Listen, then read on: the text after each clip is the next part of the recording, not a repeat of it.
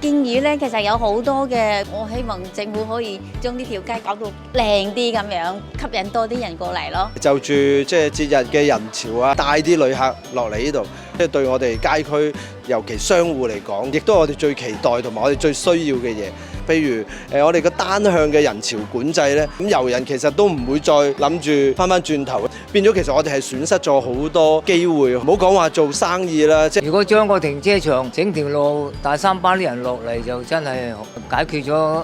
大三巴嗰度塞人啊！一落嚟大關斜巷轉咗出去營地街行新馬路，咁完全對我哋冇用。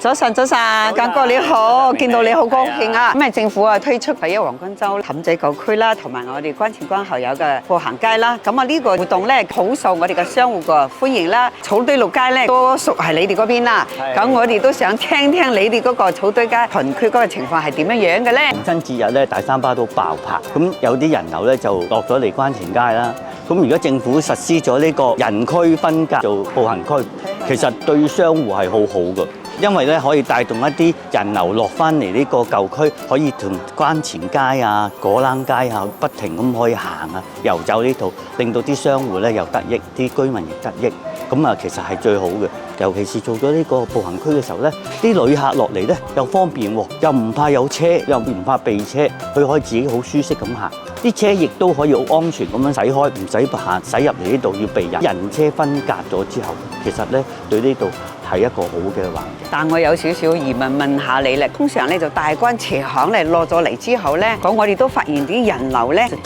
起身就過咗去新馬路嗰邊，翻嚟我哋呢一區土路呢個關前匯嗰個地方咧就比較少啲，同埋咧呢啲區咧就稍微就係少啲人流㗎。你有冇辦法？我哋都希望政府多啲咧係喺呢一度咧係更加完善同埋優化呢一區，將啲點位發放旅遊資訊啲遊客聽，點樣落嚟果欄街有啲咩特色嘅，行落去關前街有啲咩特色嘅，等啲旅客步行過嚟呢度，能夠大家嚟講可以去到呢啲點位度行，等佢行晒呢條街有啲咩特色店鋪啊，能夠真正了解到呢個澳門舊區嘅特色，呢啲就最好啦。每一次落到嚟之後，因為唔知咩方向喎，唔知行咗去邊度，咪跟住啲人行我又行咯，行咗去前面，直出咗去新馬路，搭車走咗，令到呢度啲商戶少咗生意做。我哋都希望咧，政府咧就有個旅遊警察啦，咁啊希望幫到我呢邊個區域落咗嚟之後，咁啊希望係佢哋知道分流到呢邊，咁啊就比較好啲啦。另外咧就係我哋嘅地下嘅指引，